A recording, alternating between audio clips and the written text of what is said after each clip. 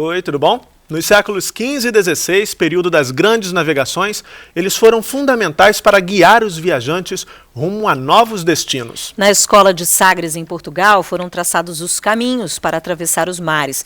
E como diria Fernando Pessoa, navegar é preciso. Hoje, com a internet tão presente no nosso dia a dia, o verbo navegar está de novo em alta. E é justamente na grande rede de computadores que os mapas ganham novos recursos e novos usos. A utilização da cartografia nas escolas, tema que tem despertado o interesse não apenas de professores de geografia, é também o tema desta semana aqui no Salto. E hoje, para encerrar a série, convidamos para o debate a professora Rosângela Doim de Almeida, da Universidade Estadual de São Paulo e também consultora desta série. A professora da Universidade de São Paulo, Maria Helena Simieli, que também é autora de diversos livros sobre cartografia escolar. E Jorn Siman, professor da Universidade Regional do Cariri, no Ceará.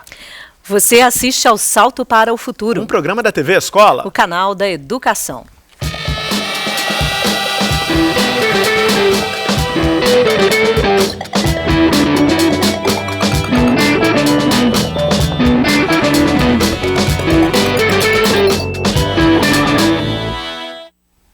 A cada nova série do Salto para o Futuro, a sexta-feira, é bastante esperada por todos nós, não é, Murilo? É verdade, Bárbara, isso porque é o momento em que o contato com o público fica ainda mais próximo. Por isso, a gente lembra sempre a você da importância de participar. Se você tem alguma dúvida ou comentário a fazer sobre a série Cartografia Escolar, escreva para salto@mec.gov.br. Ou, se preferir, ligue ao vivo para 0800 282 6757. No primeiro programa desta série, mostramos as respostas de educadores e pesquisadores na área de cartografia para a seguinte pergunta: como o trabalho com a cartografia escolar pode enriquecer os processos de ensino e aprendizagem? Vamos rever as respostas.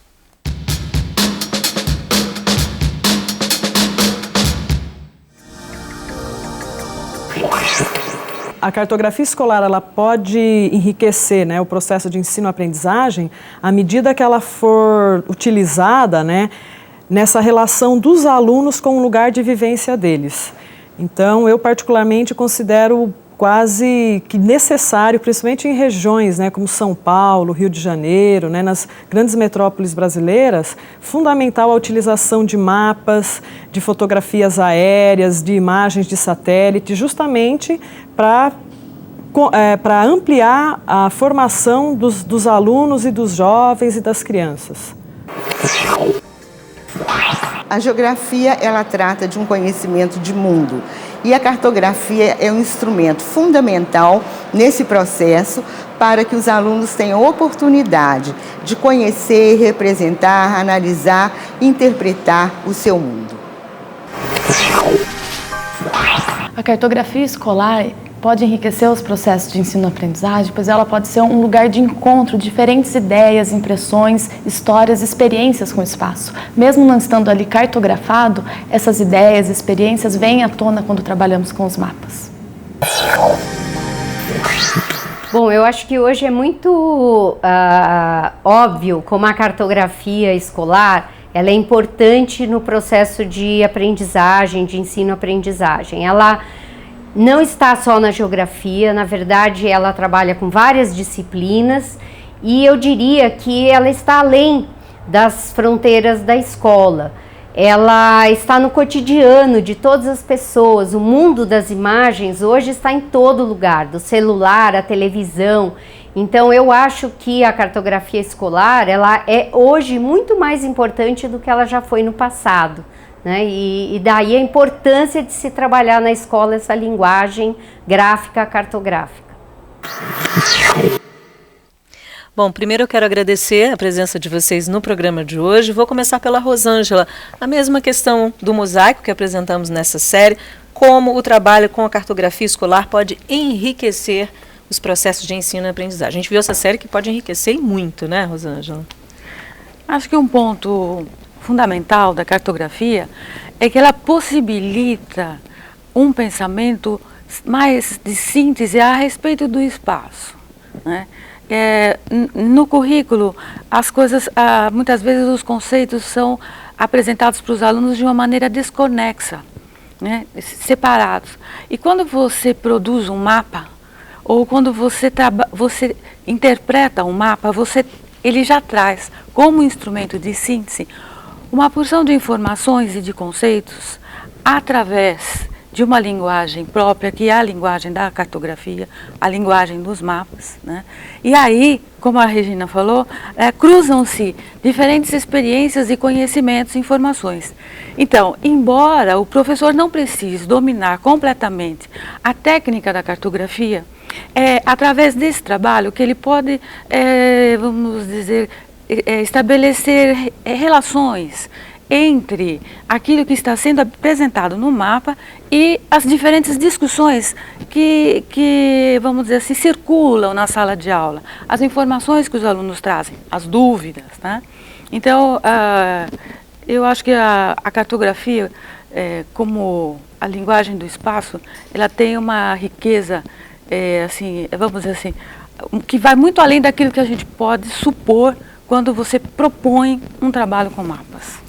Maria Helena, para você a mesma questão, como o trabalho com a cartografia escolar pode enriquecer os processos de ensino e aprendizagem?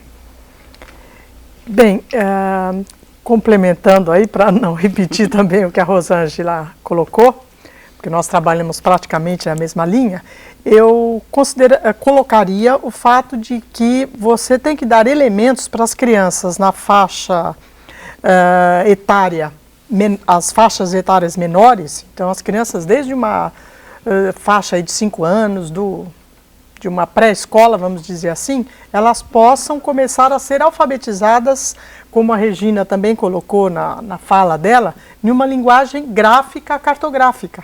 É fundamental que a criança hoje tenha conhecimento ou tenha uma entrada, vamos dizer assim, para essa linguagem, que é uma linguagem hoje essencial, né?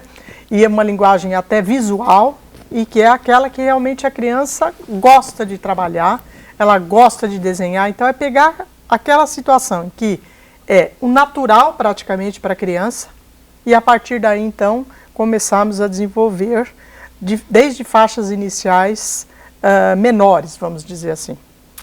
E Orne, a mesma questão para você. Como é que você vê esse processo de ensino e aprendizagem sendo enriquecido aí pela cartografia escolar?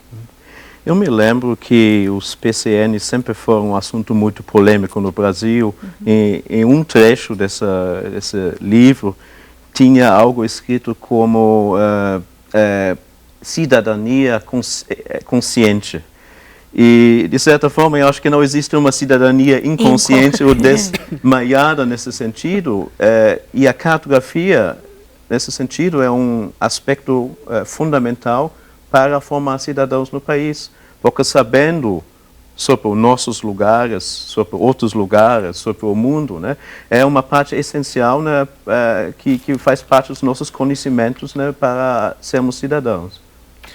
Bom, Rosângela, você é autora do texto, de um dos textos, né, que estão disponíveis no site do Salto, texto sobre essa série, e você diz lá no texto que o trabalho com a cartografia escolar cresceu muito nas 2 últimas décadas aqui no Brasil. O que explica esse crescimento? Bom, em primeiro lugar porque nós conseguimos fazer uma sequência de eventos, né, de reunir pesquisadores, alunos, professores, né, interessados, desde 95, quando foi o primeiro colóquio, que foi em Rio Claro, em São Paulo. Em seguida, em 96, já houve um outro evento em Minas.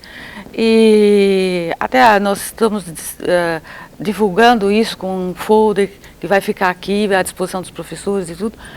Hoje nós estamos para começar a semana que vem, o 7º Colóquio Nacional de Cartografia para Escolares.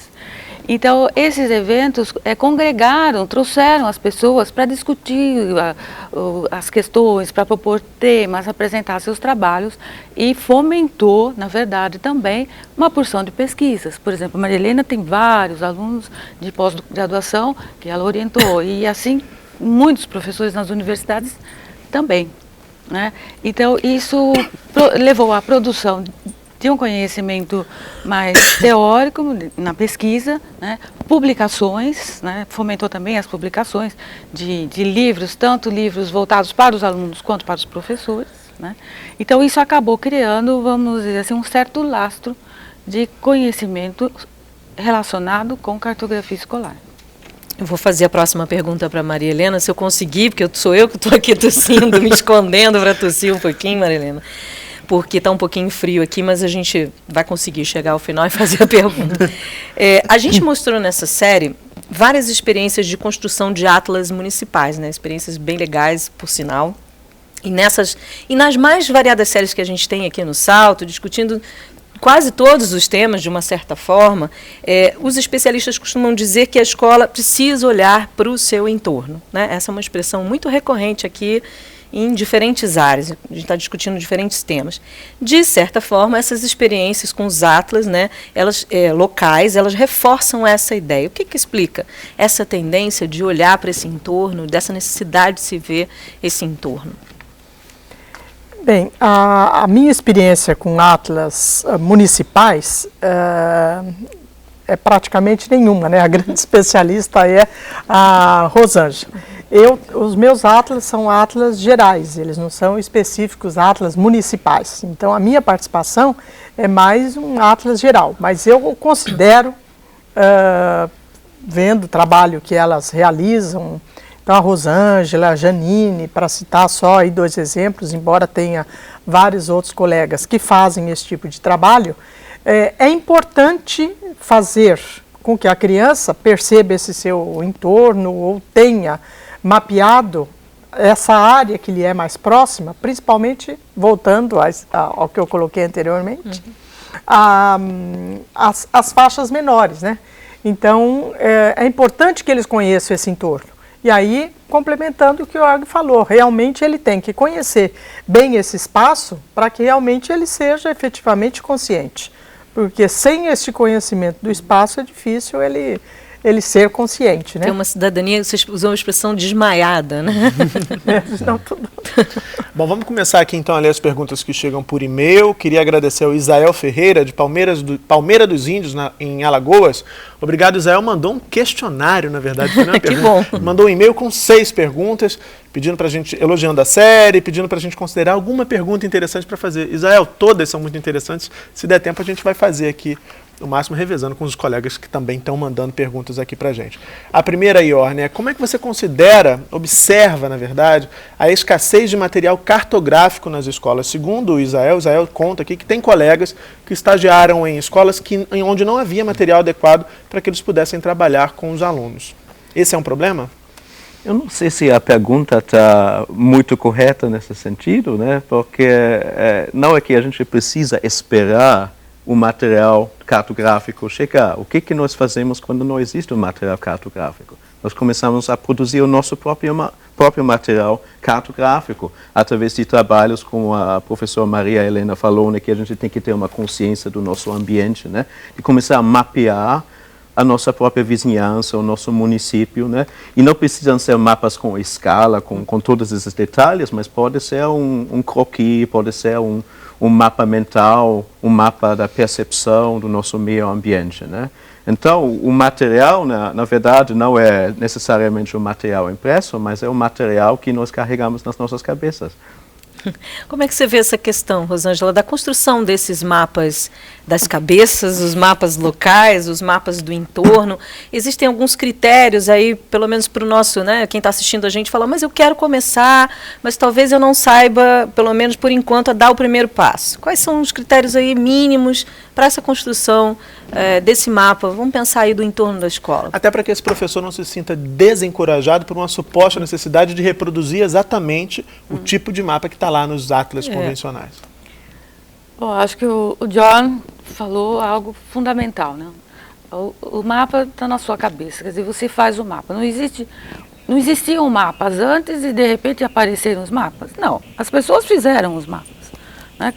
Então, eu tenho os mapas oficiais, são feitos pelo IBGE no Brasil ou por outros órgãos públicos, e que, bom, o professor pode lançar a mão. Algumas dicas, vamos lá. Primeiro, bata na porta da prefeitura.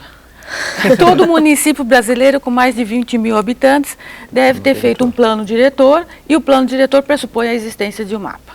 Então, lá na prefeitura você deve encontrar algum mapa que foi feito no plano diretor, né? Pega emprestado e faz uma cópia. Segundo, procura na internet.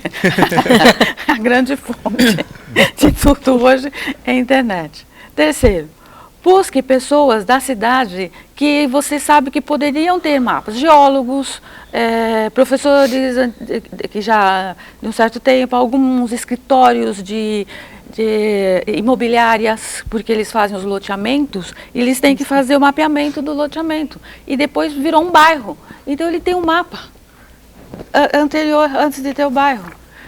Então você pode lançar mão desses recursos. E a partir daí, os professores podem ir construindo os seus mapas junto com os alunos. Agora, só mais uma dica. O IBGE tem disponibilizado muitos mapas em escala 1 para 50 mil já do Brasil. E a gente mostrou, inclusive, nessa série, né, o trabalho do IBGE Team, a gente mostrou bastante, né, Rosângela? Ok.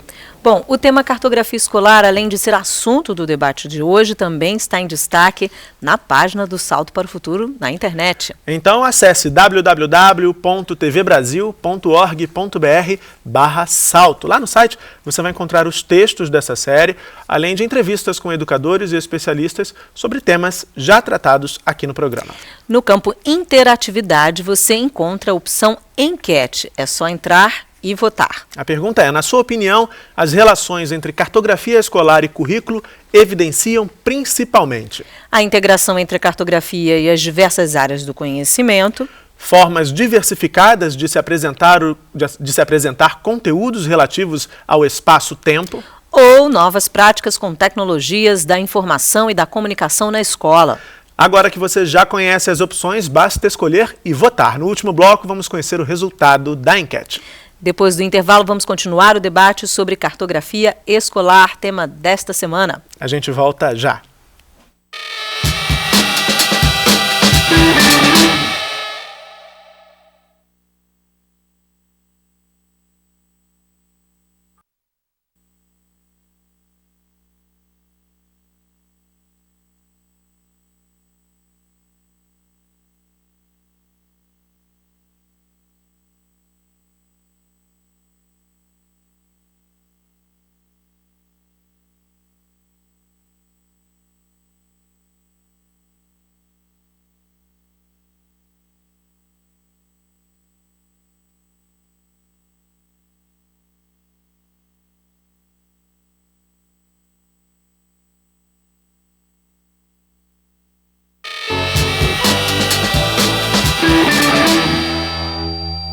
Salto para o Futuro está de volta e no programa de hoje a gente lembra que a sua participação é muito importante. Por isso, não perca tempo. Mande suas perguntas para salto@mec.gov.br. Ou, se preferir, ligue para 0800 282 6757.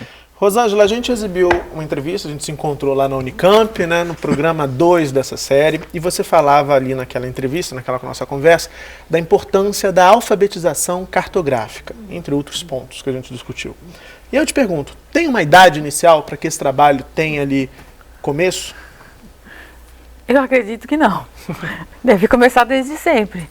Porque a relação tempo, espaço, corpo a criança, desde o seu nascimento, ela está no mundo. Então, ela está passando por essas experiências, que são experiências espaciais, né?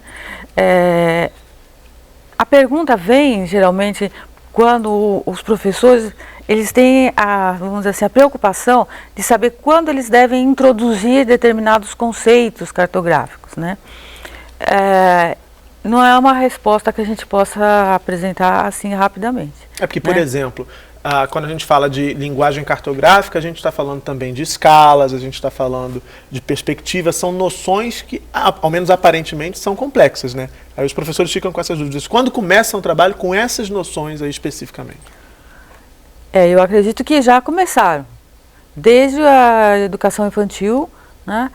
Os trabalhos, as atividades das crianças com objetos de tamanhos diferentes, fazendo modelagens, eles estão trabalhando com questões relacionadas ao espaço. A criança já traz isso, inclusive, para a escola? Já traz. o que a gente vê na escola é uma preocupação com a sistematização conceitual, né?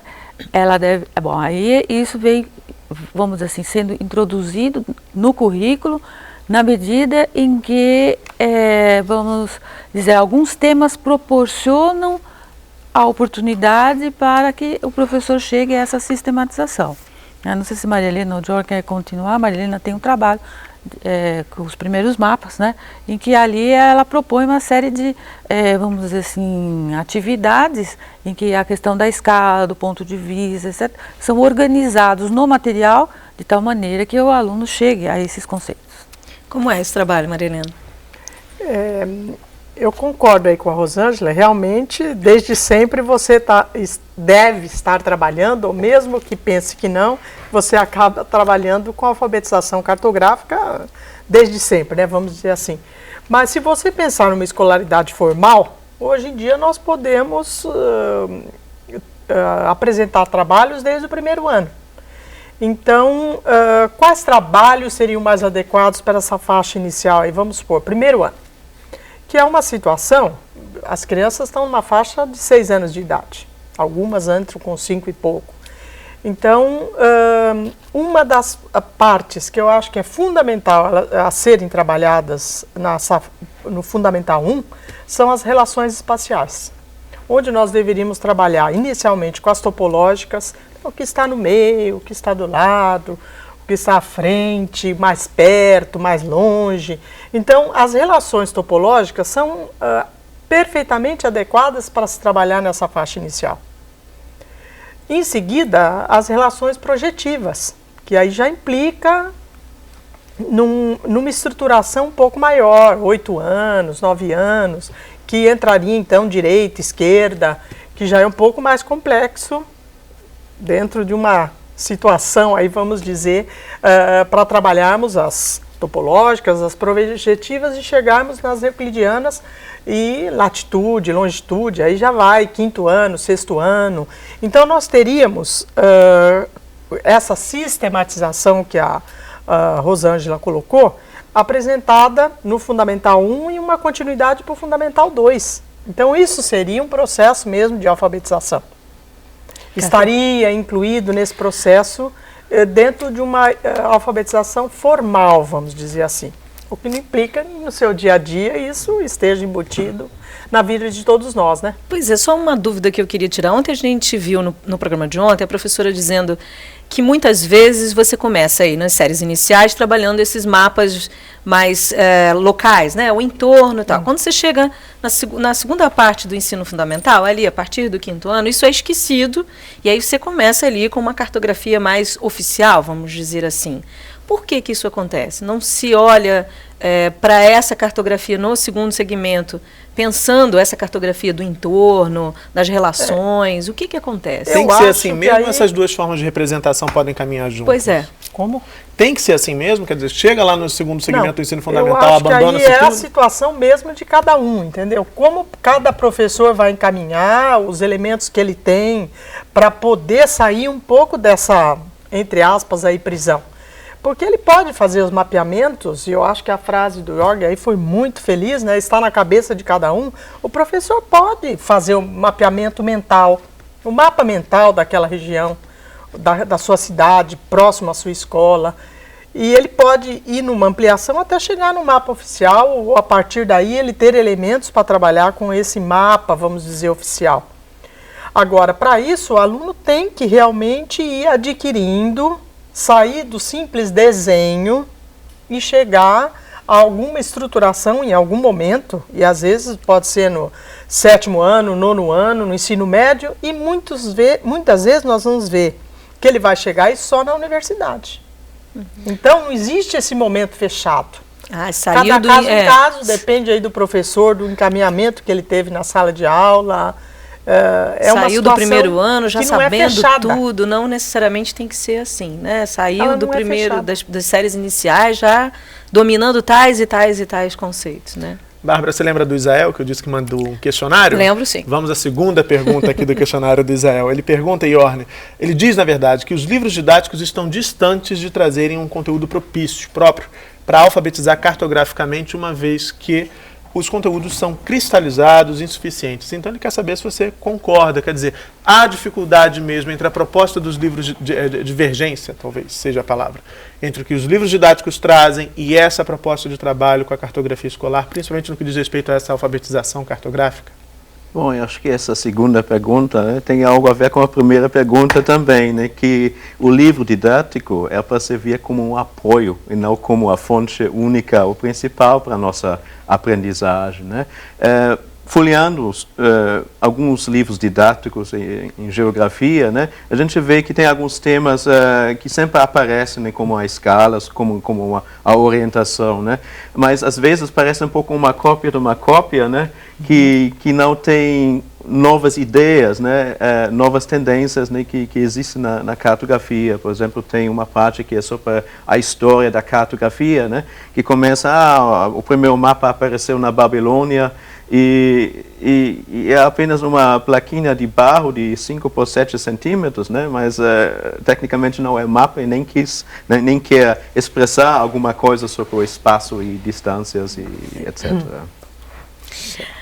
Você tem outra pergunta do... Tem várias, mas eu queria continuar ainda nessa mesma linha, Rosângela, para saber em que medida esse tipo de pergunta, por exemplo, do Isael, né, as duas ali, de certa forma, estão relacionadas a materiais didáticos, e Orne acaba de apontar que essa é uma necessidade do professor de se apoiar nesses recursos.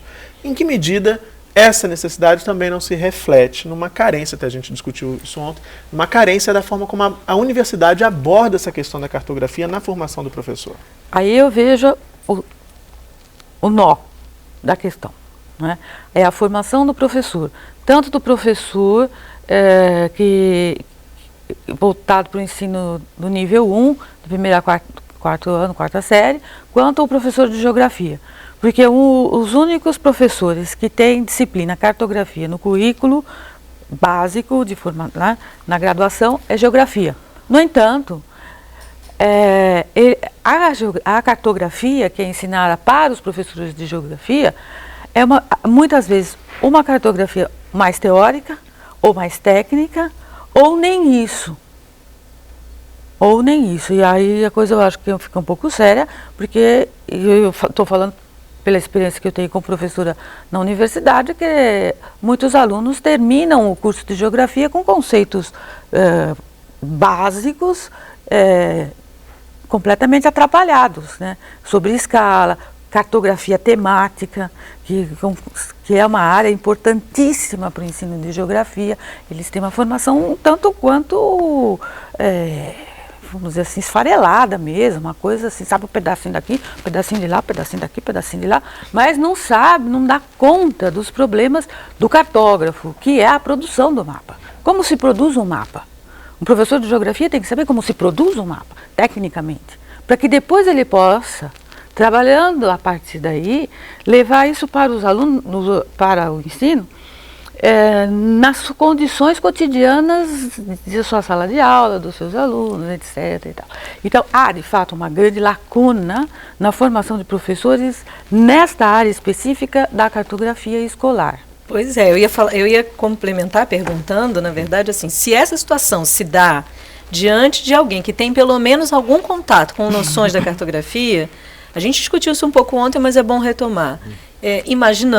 Podemos imaginar então que essa situação é um pouco mais complexa com os professores que atuam nas séries iniciais do ensino fundamental, que tem uma formação geral, né? É isso que você quer falar, Orne, ou não? Na verdade, eu trabalho com a formação de professores, né? E eu até disfarço um pouquinho, eu não uso o termo alfabetização cartográfica, mas eu uso o termo educação cartográfica, né? Porque para um professor em formação, não é muito agradável ser alfabetizado em uma área que daqui a alguns poucos anos precisa exercer em sala de aula. Então eu uso o termo educação cartográfica também por outra razão, porque se usamos o termo alfabetização, a gente liga isso muito à palavra. Mas é uma língua, mas a cartografia é uma linguagem. Então é um esquema um pouco diferente, né? É uma expressão mais livre, mais solta, né, para as nossas ideias. Certo. Outro ponto abordado aqui na série, ó, diz respeito às novas tecnologias que têm aí popularizado a cartografia na internet. Quais são? A gente mostrou aqui o Google Maps, o Google Earth, enfim, uma série de novos aplicativos, novos softwares que têm possibilitado que mais gente produza mais mapas o tempo todo. Ontem a gente até brincou muito falando do mapa para o churrasco do fim de semana. Aí vai, gente, mapa para chegar na minha casa para o churrasco, enfim. Quais são, na sua opinião, os principais desafios para o trabalho com essas tecnologias nas escolas? Eu acho que um ponto, você falou do Google Maps e do Google Earth, as imagens podem enganar. Então, não é necessariamente sempre o caso que a gente abre uma imagem na tela e essa imagem corresponde à realidade. Às vezes pode ser uma imagem mais antiga, às vezes, né, pode ser até a mais nova não está no site porque tem alguns interesses atrás disso, né? Tem vários fatores, né, que tem um certo poder nessas imagens que a gente precisa levar em conta para criar leitores críticos de mapas e imagens, né? E tem também um segundo ponto, né? Acho que com essa informatização e o acesso à internet, né, tem cada vez mais pessoas, né, usando os recursos, né, na rede para pesquisar informações, né? E também chega ao ponto, né, que os alunos com conhecimento de softwares podem criar os seus próprios mapas, né? Como foi mencionado aí, o mapa do churrasco, né? Outro dia vi na internet, né, o mapa do Brasil de acordo com a presidente Dilma. Né? Então, se vocês procuram isso no Google, vocês vão achar um mapa, né, que até inclui alguns preconceitos sobre vários estados no Brasil, mas é um ato criativo, né, mesmo que seja polêmico. E aí, voltando ao questionário do nosso amigo lá do Isael Ferreira, de Palmeira dos Índios, ele pergunta a Maria Helena, será que os professores mais experientes que não tiveram contato com essa nova modalidade da cartografia escolar estarão abertos para um novo, ou seja, para introduzir recursos tecnológicos com conteúdo cartográfico em suas aulas? Você acha que esse é um entrave? Se os professores mais experientes, que não tiveram contato com essa nova modalidade da cartografia escolar, se eles vão estar abertos para inserir o novo, o trabalho com esses recursos tecnológicos. Quem já está atuando há algum tempo em sala de aula e não tem tanta ligação aí com as novas tecnologias, talvez, né? Realmente ele tem que se atualizar, não tem jeito. Nova tecnologia. Mas eu acho que hoje em dia é muito difícil um professor que não tenha corrido atrás um pouco dessa parte da tecnologia, porque os alunos estão nessa fase, né? Então não tem jeito do professor não se atualizar, ele realmente tem que fazer alguma coisa nessa linha, ele não pode ficar totalmente alheio ao que está acontecendo no mundo. E eu acho que esse é o grande problema que qualquer professor acaba tendo, né? Ele tem que se atualizar, ele tem que acompanhar o que está acontecendo, e em termos de geografia, eu acho que isso é uma parte vital. Nós temos que realmente... Em qualquer área do conhecimento. Em qualquer área, mas no caso específico de geografia, que a gente acompanha mais, né, você tem que realmente estar inserido, não tem como, né? E eu acho que aí a única solução é atualize-se, não tem outra alternativa. Pode começar, inclusive, perguntando para os alunos como é que funciona tudo isso, né? Por exemplo. Ok. Bem, hora de mais um intervalo. Agora vamos encerrar a votação da enquete desta semana. No comecinho do próximo bloco, você vai saber qual foi a opção mais votada pelos internautas. É rapidinho, Salto para o Futuro volta já.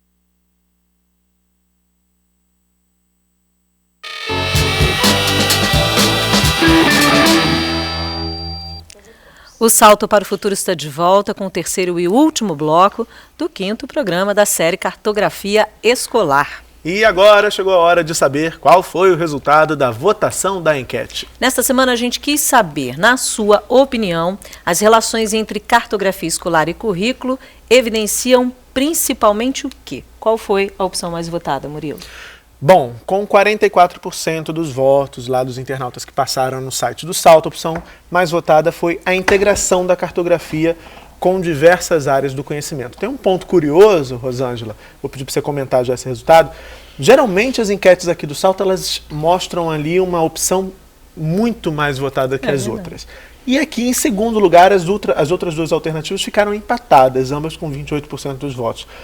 Talvez isso queira dizer que as pessoas, os professores, quem votou lá no nosso site, ainda não sabem bem qual é o grande barato de trabalhar com a cartografia escolar, enfim, no processo de ensino-aprendizagem.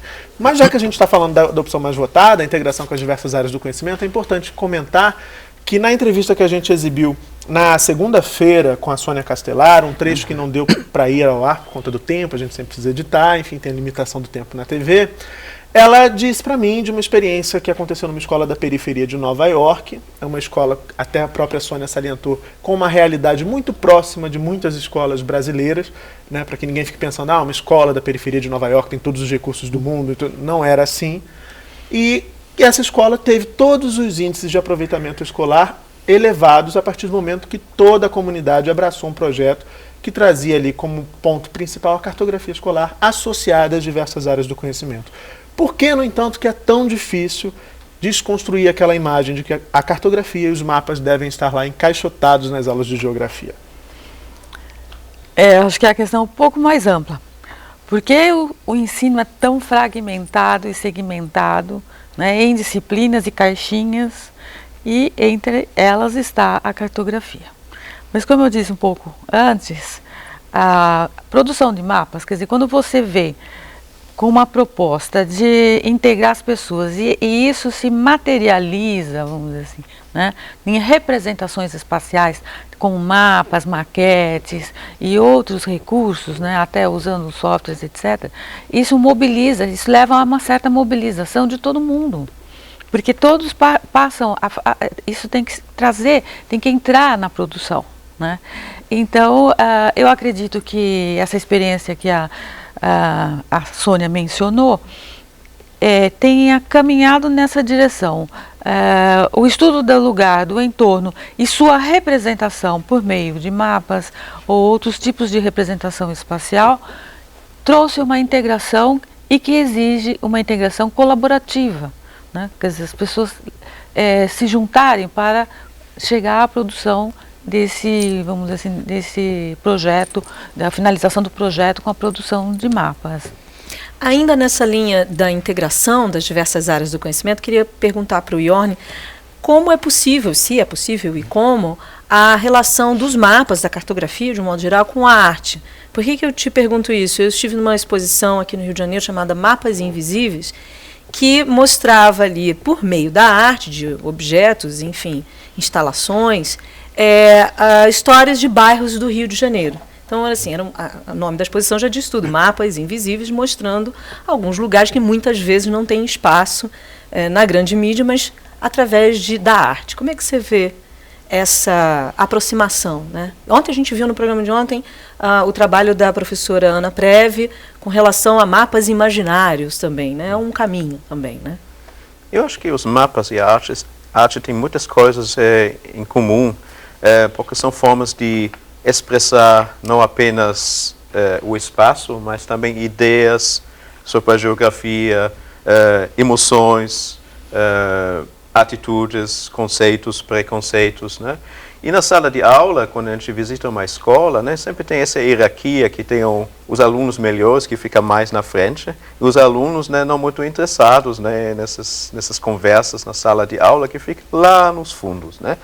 E pelas políticas educacionais no Brasil, né, tem muita ênfase na língua portuguesa e na matemática, né? E esses alunos, né, lá nos fundos, eles tiram notas vermelhas.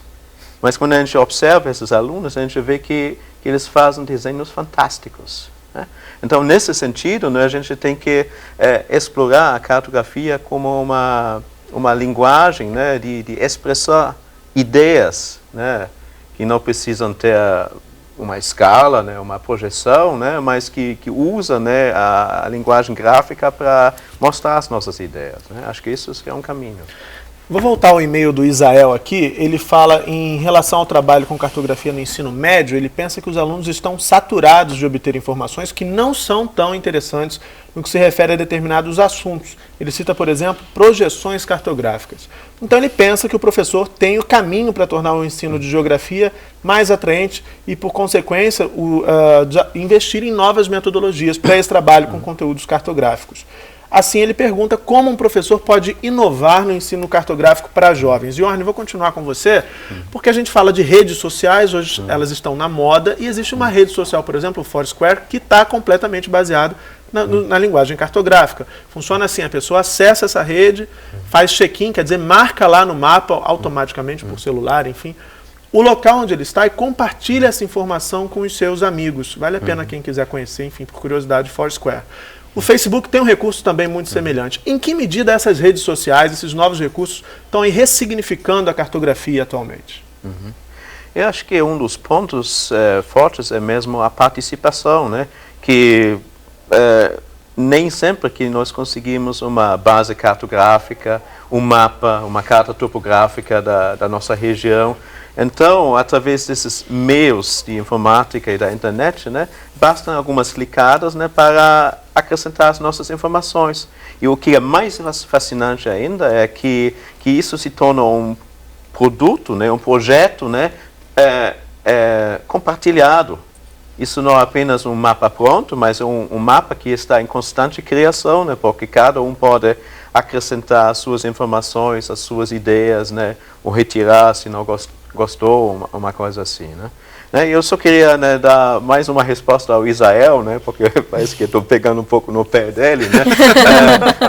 Isael, vai brigar comigo não, não, ele pode me mandar um e-mail depois, se ele quiser, né? Que nas universidades, normalmente, nós trabalhamos, né, com a cartografia básica, que exatamente fala desses conceitos, né, como escala, projeção e simbologia. Enquanto a cartografia temática, né, também nos preocupada com a precisão, né, com a aparência, mas com a maneira como nós expressamos as nossas ideias, né? Então a cartografia básica é mais uma descrição, enquanto a cartografia temática é uma forma de análise, de interpretação e de expressão, né?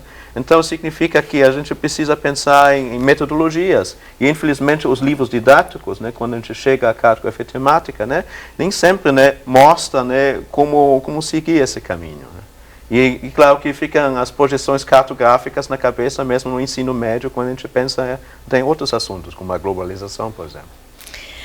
Rosângela, você fez parte da delegação brasileira que participou da 25ª Conferência Cartográfica Internacional, que foi realizada no início de julho, né, na França. Quais foram as principais discussões, né, relativas ao tema cartografia escolar? E o trabalho com essa área também está ganhando espaço no exterior? Como é que você vê esse trabalho com a cartografia escolar no mundo, né? No mundo, Sociedade Internacional de Cartografia criou em 95 uma comissão dentro da sociedade voltada para a cartografia e crianças.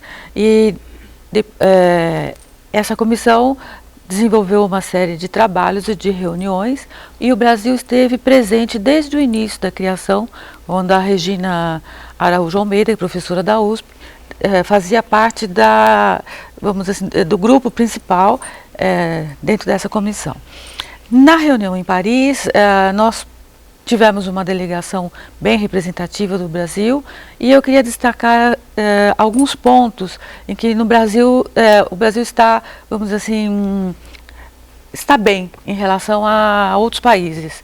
A cartografia tátil, que nós mostramos aqui na série essa semana. Então, vários trabalhos brasileiros sobre cartografia tátil foram apresentados na reunião, nessa última reunião internacional. Além disso, foram apresentados vários trabalhos também com atividades em sala de aula, experiências de ensino, né? Então, isso mostra que as pesquisas no Brasil com a cartografia escolar, elas estão coladas na escola, o que é fundamental. E isto eu não vi em muitas em apresentações de outros países. São discussões um pouco mais teóricas ou extremamente vinculadas vamos dizer assim, a temas universitários, a temas acadêmicos. Bom, vamos ouvir agora a Maria Helena aqui. A Maria Helena está quietinha nesse bloco. A gente não esqueceu de você não, Maria Helena. Lá no nosso fórum, a Quênia com K de Ananás no Tocantins. Quênia, obrigado pela sua participação. Ela diz que a cartografia pode ser um aliado forte desde que realmente tenha esse fim. Ela diz isso porque na cidade dela não conhece professores que estejam aptos para utilizar esse mecanismo. E diz, olha, muitas das escolas possuem laboratórios de informática, mas nem isso faz com que os professores queiram gastar mais tempo, diz a Quênia, estudando mais. Porque eles precisam estudar antes de trabalhar com esses conteúdos com os seus alunos. Ela diz que aí está o X da questão. Muitos professores pensam assim, eu já fico aqui tempo demais, não vou gastar mais ainda do meu tempo.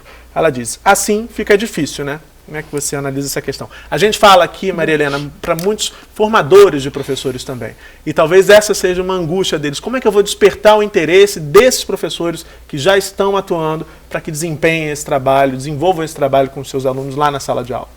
Como ela disse, assim fica difícil, né?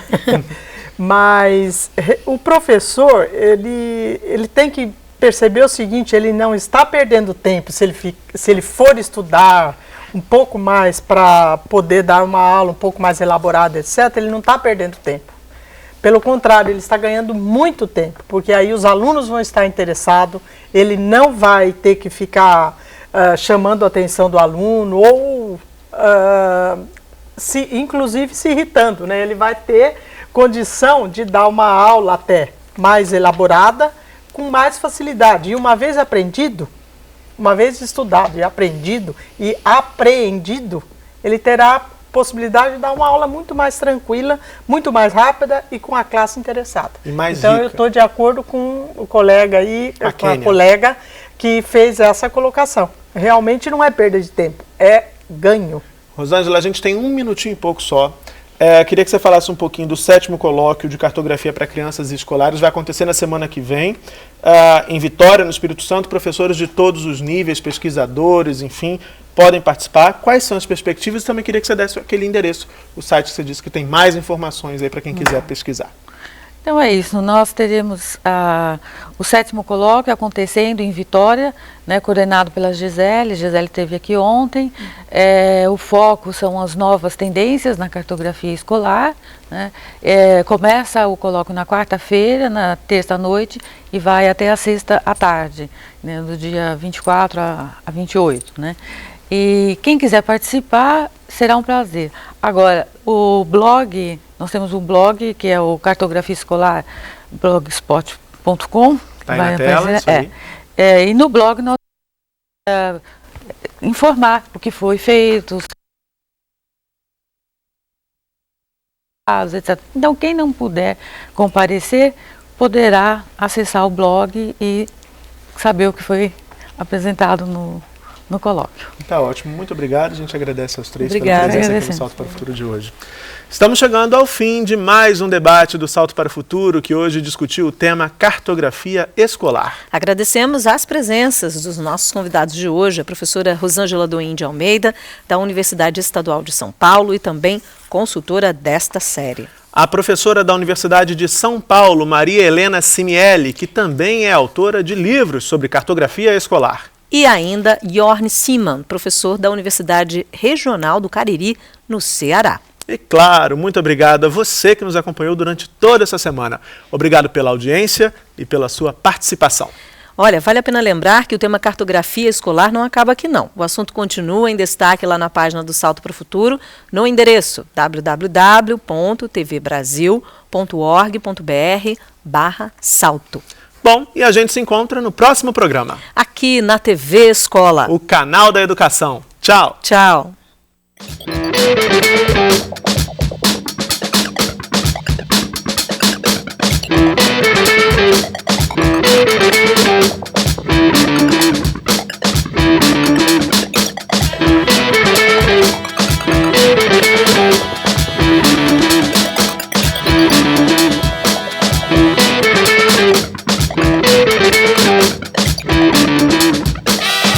Música